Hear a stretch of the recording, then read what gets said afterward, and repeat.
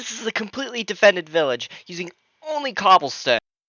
Now, what's so special about cobblestone is that it's so easy to get, and you get an abundance of it in your survival mode world. So, in this case scenario, cobblestone is the best source of any material that you can possibly use in order to defend your construction or your village in Minecraft survival mode. Therefore, you can continuously trade with villagers in order to get all the materials you may ever need, as long as you can get the gems that you need to trade with them. Now, as you might be able to notice, a wall is probably the best way to defend yourself against mobs or creepers.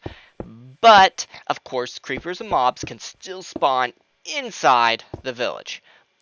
But the one difference here is that a pillager cannot spawn inside this area since it's a village. Therefore, a wall very well defends against the very dangerous mobs.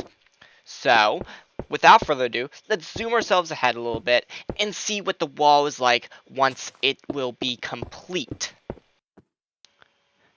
Now, once you have a wall constructed, you're probably going to have some mobs that want to climb over the wall, or just a person mainly that will probably want to jump over the wall, which kind of defeats the purpose of defending your village. Therefore, the most smart thing you could possibly do is put a fence on top of the wall. So, that's what we're going to be doing. We're building a fence that goes atop of the entire wall all the way around, and therefore also made out of cobblestone, since that's the whole entire goal of this video. So, now let's see what that fence is going to look like once it's done. Now, you have essentially made a wall that has the cobblestone blocks and then the cobblestone fences. But we have no ins and outs of this wall in any area. Therefore, you would want to put entrances to get inside the wall, and to guard off these entrances to the best of your ability, I would recommend using cobblestone slabs in order to block the entrances from any mobs that want to go in the wall.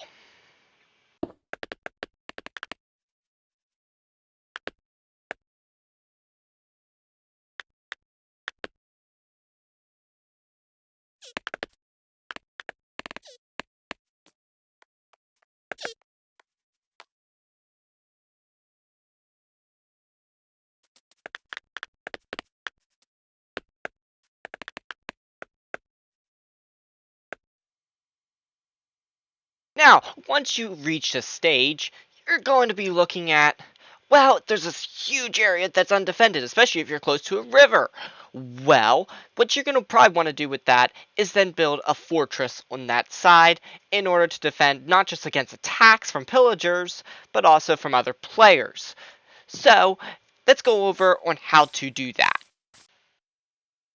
Now, once it comes down to a fortress, you're going to want to, of course, have short walls. Now, why do I say short walls? Well, for instance, if a boat ever tried to come in from another player and your base is just super high, they're gonna see it. That's why when you see a fortress like in St. Augustine or anywhere else in the planet, probably even some areas in North Carolina against the coast of Outer Banks, you'll probably notice that the fortresses are very close to ground level, or they built hills surrounding it and then a moat.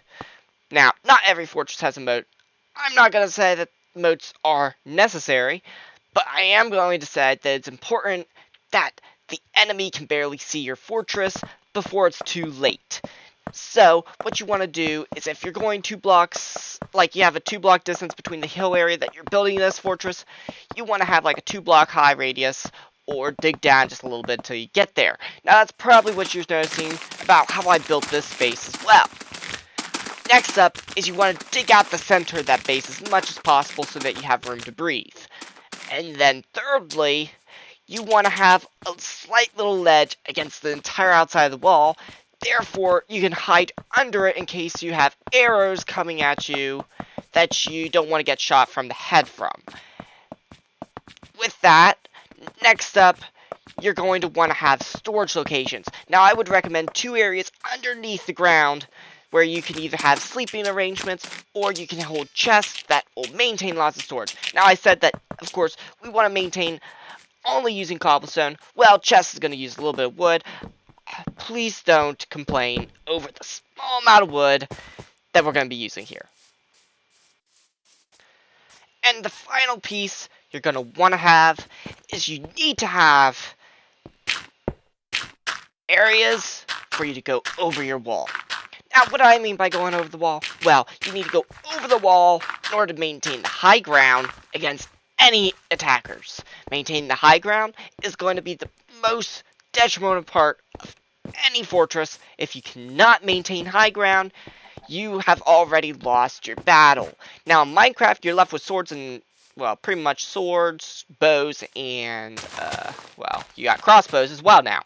So, there's not really any guns or anything like that was going to affect whether high ground is a good thing or a bad thing. But even with guns, if you had a sniper, snipers would be great for using high ground versus low ground. Although a fortress probably won't be the best place for a sniper. Other than that, now your fortress is done, except for the fact there's no beds in it, but you have room to make that possible. If you enjoyed this video, please leave a like, subscribe, follow, or do whatever you want to do. And make sure to check out the Discord that's also in the description. And that is going to conclude the video. Have a nice day. Bye now.